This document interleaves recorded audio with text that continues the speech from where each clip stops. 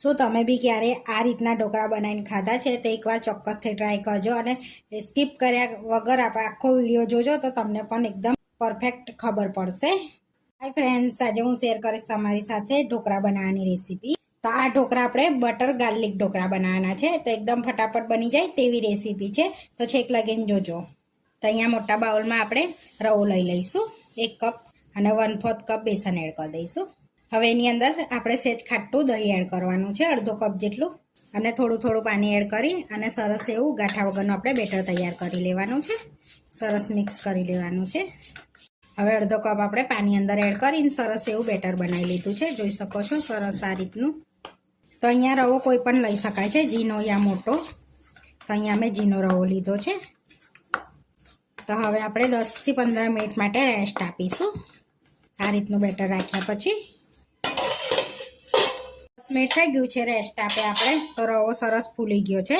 તો આ રીતે રેસ્ટ આપો તો રવો ફૂલી જાય, તમને પાણી બી અંદર એડ કરવાની સમજણ પડે. તો આપણે થોડુંક પહેલાં પાણી એડ કરીને સરસ બેટર કરી દઈશું. થોડુંક સ્વાદ પ્રમાણે મીઠું એડ કરીશું, અંદર થોડી હળદર એડ કરી દેવાની છે, 1 ચમચી લીલા મરચાં એડ કરીશું. હવે આ બધું સરસ આપણે મિક્સ કરી લેવાનું છે આ રીતે સરસ એવું. મારે હળદર ના એડ કરવી હોય તો સ્કીપ કરી લેવાની. તો હવે આપણે એને સ્ટીમ કરવાનું છે, તો એની અંદર આપણે ઈનો એડ કરીશું. એની અંદર આપણે ઈનો એડ કરવાનો છે, 1/2 ટેબલ સ્પૂન જેટલો.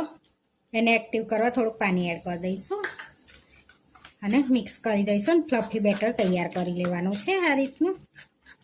તો આ રીતનું આપણે ફ્લફી બેટર રેડી કરી દીધું છે. હવે જે પ્લેટમાં આપણે એને ઢોકળાને કરવાના છે એ પ્લેટને તેલથી ગ્રીસ કરી લઈશું. તો અહીં આગળ થોડાક તેલ લઈ લઈશું પીછીમાં અને ગ્રીસ કરી લઈશું પ્લેટને આ રીતે સરસ એવું. હવે જે બેટર છે ને એ એડ કરી દેવાનું છે બધું આપણે. તો અહીંયા બધું બેટર એડ કર્યું છે, તો આ રીતની પ્રેસ કરી લઈશું પ્લેટને. હવે ઉપરથી થોડોક મરી પાવડર સ્પ્રિંકલ કરીશું આ રીતે. તો અહીંયા સ્ટીમ કરવા પહેલેથી પાણી ગરમ કરવા મૂક્યું છે, સરસ પાણી ગરમ થઈ ગયું છે. અંદર આપણે પ્લેટ મૂકી દેવાની છે આ રીતની. હવે ઢાંકીને 10 થી 15 મિનિટ માટે આપણે સ્ટીમ કરી લેવાનું છે. આપણે વઘાર્યામાં 1 ચમચી તેલ લઈ લઈશું. હવે એની અંદર 10 એક લસણની કરીને આપણે શેકી લેવાની છે, જેથી કાચો સ્વાદ ના લાગે આપણે ઢોકળા પર એડ કરવાથી. તો સરસ એવી શેકી લેવાની છે અંદર લસણની કરીને. તો સરસ આપણી લસણની કરી કરાઈ ગઈ છે, જોઈ શકો છો આ રીતની. હવે ગેસને બંધ કરી દેવાનું છે આપણે. હવે એક બાઉલમાં આપણે લસણની કરીને કાઢી લેવાની છે. તો તેલ વગર જ આપણે એને નીતારીને લઈ લેવાની છે બાઉલમાં. હવે લસણની કરીને આપણે મેશ કરી લેવાની છે આ રીતે સરસ એવી આ રીતની. તો સરસ આપણે ગાર્લિકને મેશ કરી લીધું છે આ રીતનું.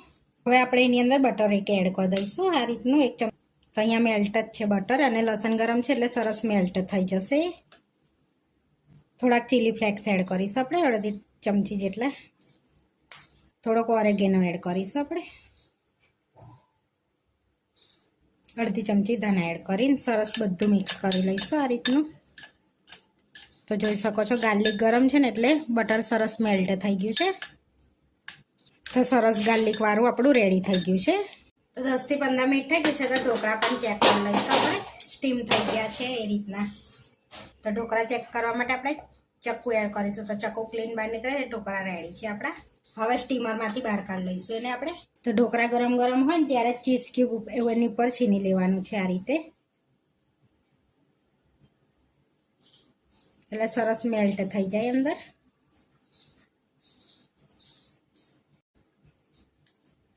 તો અહીંયા વધારે ચીઝ ખાતા હોય તો વધારે એડ કરી દેવાનું. તો સરસ ચીઝ મેલ્ટ થઈ ગયું છે.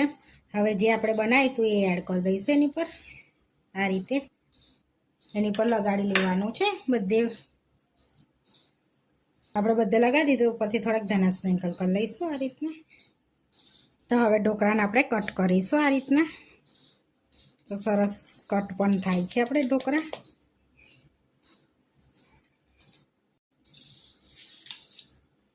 તો આપણે ઢોકળા ઇઝીલી નીકળી પણ જશે, જોઈ શકો છો સરસ એવા. તો સરસ એવા તો છે બટર ગાર્લિક ઢોકળા બનીને. તો અહીંયા આપણે પ્લેટમાં ઢોકળાને સર્વ કરી લઈશું. તો સરસ એને આપણે સર્વ કરી લીધા છે. જો તોડીને બતાવું તો એકદમ ચીઝી લાગશે, એકદમ ચીઝી ગાર્લિક ઢોકળા. શું તમે બી ક્યારે આ રીતના ઢોકળા બનાવીને ખાધા છે તો એકવાર ચોક્કસથી ટ્રાય કરજો અને સ્કીપ કર્યા વગર આપણે આખો વિડીયો જોજો તો તમને પણ એકદમ પરફેક્ટ ખબર પડશે. તો આપણા બટર ગાર્લિક ઢોકળા બનીને રેડી થઈ ગયા છે. આવા વિડીયો જોવા માટે મારી ચેનલને સબસ્ક્રાઈબ કરો, લાઇક કરો અને શેર કરો અને તમે જરૂરથી ટ્રાય કરો. ફરી મળીશું નવા વિડીયોમાં અને કોમેન્ટ કરીને જરૂરથી જણાવજો કે તમને અમારી રેસીપી કેવી લાગી.